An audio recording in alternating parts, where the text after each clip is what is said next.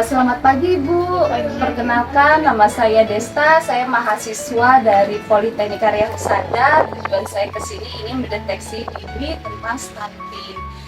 Kurang lebih kisaran 15 menit tentang kita edukasi dan tanya jawab. Apakah itu tersedia? Ya. Ibu siapa? Atas nama Ibu siapa? Ibu Novi. Adanya?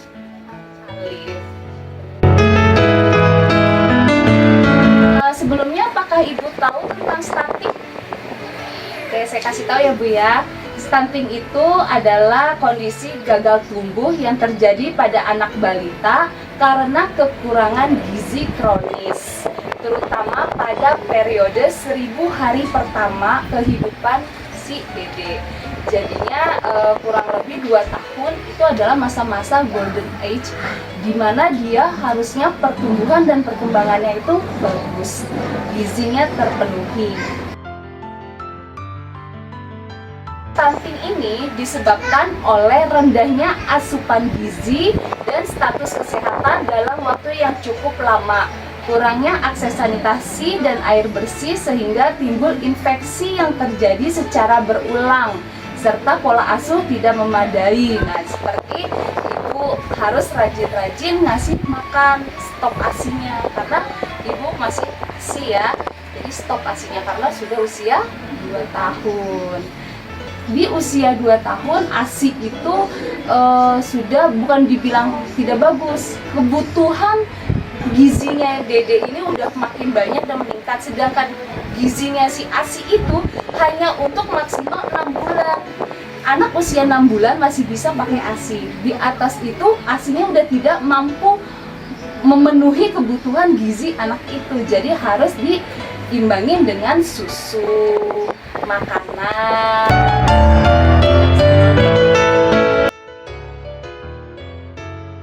Gimana sih kita biar tahu mendeteksi dini anak kita terkena stunting atau tidak?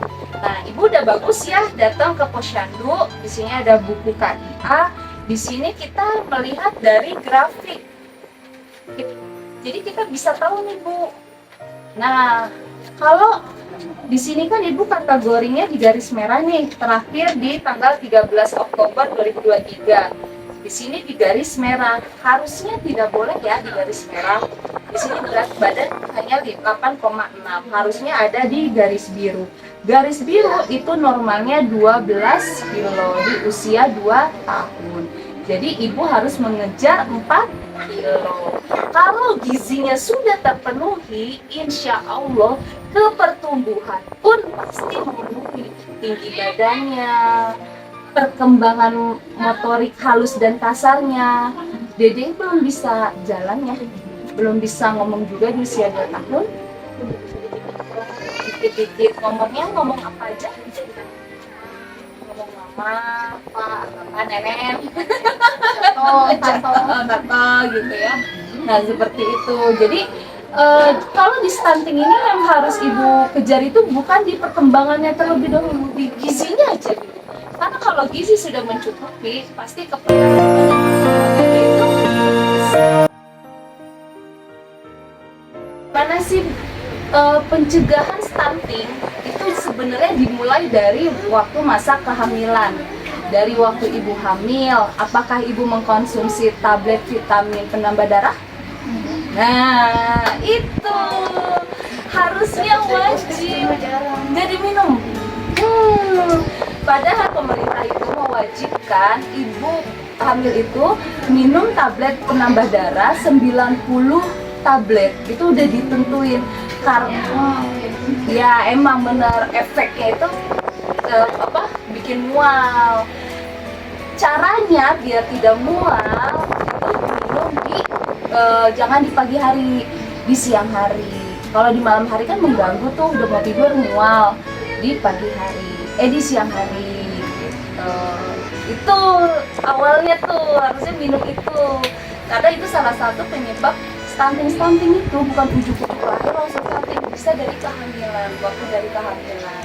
Yang kedua, pemberian makanan pada ibu hamil. Jadi waktu hamil mungkin pemenuhan gizinya ibu suka-suka makannya misalnya mie ayam terus, padahal kan Mie tuh coba. Bakso. Aduh, Arif makannya begitu. Harusnya tuh ada buah, ada sayur, minimal tuh kayak gitu. Proteinnya ada, karbonnya ada. Kalau apalagi mie instan, kandungan gizinya tinggi ya. Itu tapi sudah berlalu ya. Tapi kalau punya anak lagi jangan dilakuin. Tidak lagi. Nah, sebenarnya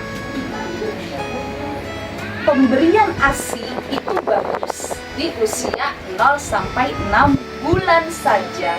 Lebih dari 6 bulan ada yang namanya empasi. Empasi itu di 6 bulan sampai 8 bulanan lah. Makanan pendamping ASI. Jadi pendamping ASI, ASInya didampingin. Makannya dulu nih. Pas sudah di 8 bulan, ASInya lepas, set. Masuklah ke susu, ke makanan yang tadinya teksturnya lembut banget, makin bertahap jadilah nasi gitu. Nah, kenapa? Karena kebutuhan gizi anak usia 0 sampai 6 bulan itu masih terpenuhi oleh ASI. Tapi lebih dari 6 bulan, ASI sudah tidak lagi mencukupi kebutuhan gizi dari si anak itu. Ibu masih mengandalkan ASI, ya kan? Itu udah nggak bisa, makanya efeknya ke pertumbuhan dan perkembangannya. Lewatkan ASInya, mulai sekarang minum susu, makan kalau sedikit-sedikit tapi sering, harus ibu yang telaten. Pola asuh itu mempengaruhi banget dari stunting. Ibu sudah bagus banget ya ke posyandu, di posyandu karena akan selalu diberikan vitamin A. Nah, itu salah satu pencegah stunting juga, vitamin A itu. Tapi kan nggak tiap bulan, 6 bulan sekali doang kan. Jangan selalu mengandalkan dari vitamin A. Itu kata Bu Bidan itu pakai vitamin A bisa mencegah stunting nggak? Bukan itu hanya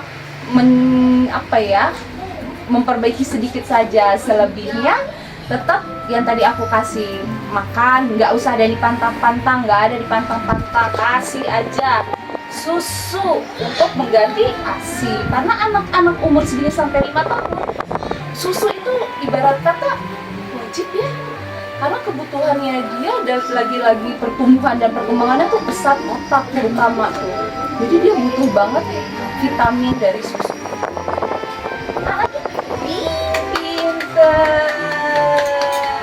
Sendoknya kegedean ya, harusnya sendoknya yang kecil mama, jadi makannya masuk banyak mama ya, Arif ya.